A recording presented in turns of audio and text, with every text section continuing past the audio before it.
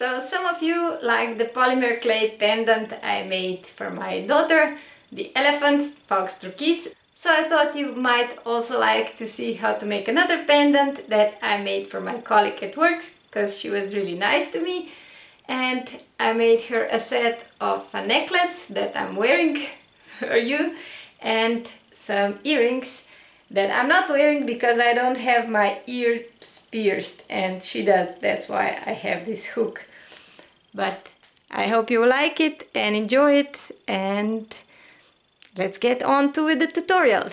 So what we're gonna need today, of course, some Fimo. It can be either very old Fimo or the new Fimo. I will work with black and white, but I don't have any unopened package of black anymore, so you'll have to excuse me. And then we'll need some cutters, something to cut the holes. This is a metal straw, and this was the pouring part of a bottle. We need something to cut our block and some cutters. This is optional, not necessary at all. You might also want some mix quick if your Fimo is very old, something to roll, and of course some alcohol and a rag to clean up. That's it. Now we roll both clays into sheets. These are sheets that were rolled on the thickest setting of pasta machine, but you could also just use a roller to roll it out, or even a glass bottle or something like that would work.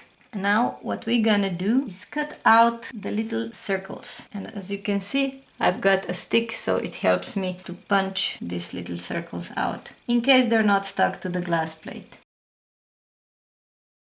Now that we've got our white knobs ready, we need to make holes in the black part, so we'll put the whites into the blacks. So now we've got a sheet full of holes and another sheet full of holes and a lot of these little knobs. And we put these little knobs into the clay of the other color. So we put the white little circles into the black sheet and the black circles into the white sheet.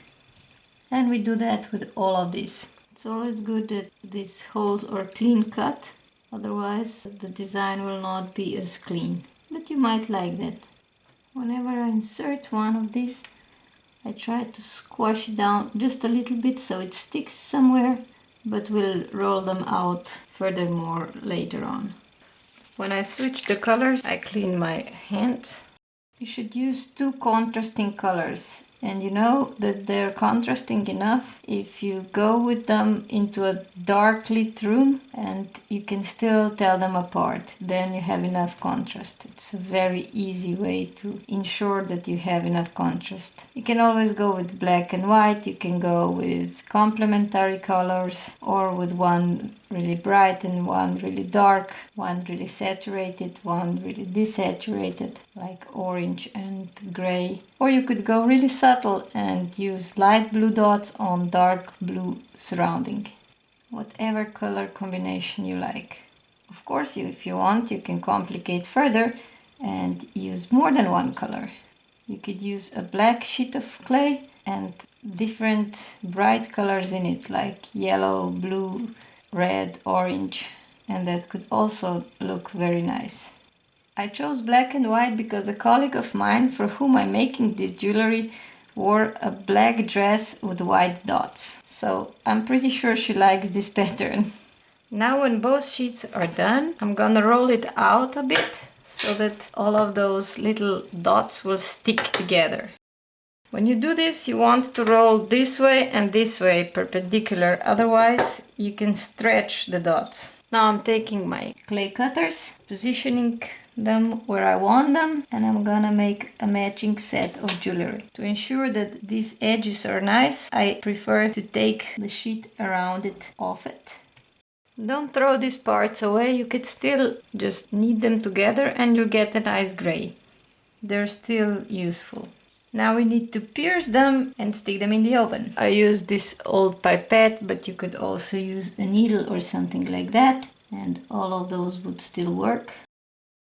I'll take it off and we'll do something about these edges and the back side when this all will be baked already. So for now, I'll just put it onto the tile.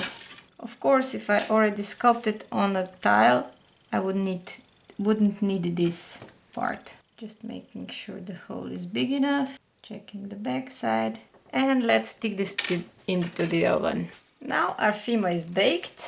I'll stick it off, and here I have a bowl of water and some sanding paper.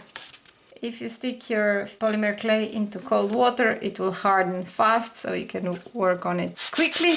And now I just want to sand the back and the edges. So the back is not that nice as the front, but it's still quite nice. If you wanted, you could also sand the front, and you could also use finer grit sandpaper.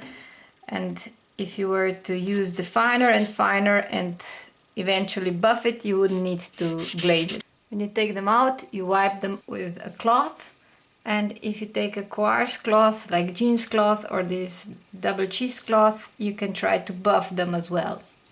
If you were to buff it, then you can finish it off with this buffing tool.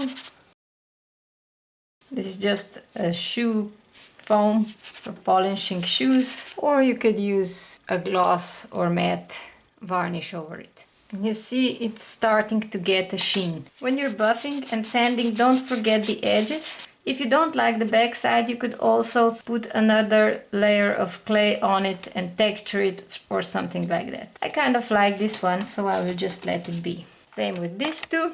Now we only need to finish our necklace. For this, I need one of these pieces for pendants and of course a necklace. And for earrings, 2 of hangers and some wire rings. Of course, we also need some pliers so we can put it all together. To assemble it, it's very easy. You just twist the wire so you open the ring, insert one part of the ring into your pendant, and then thread on the wire piece for the ear and close it back up. And we've got earrings. Now let me show you how to do the necklace. Pretty straightforward as well. I just open this and I put this little thing into the hole. Now I close it back up. To thread this part onto my necklace, I need to open it, thread on the string and close it back up. And that's it.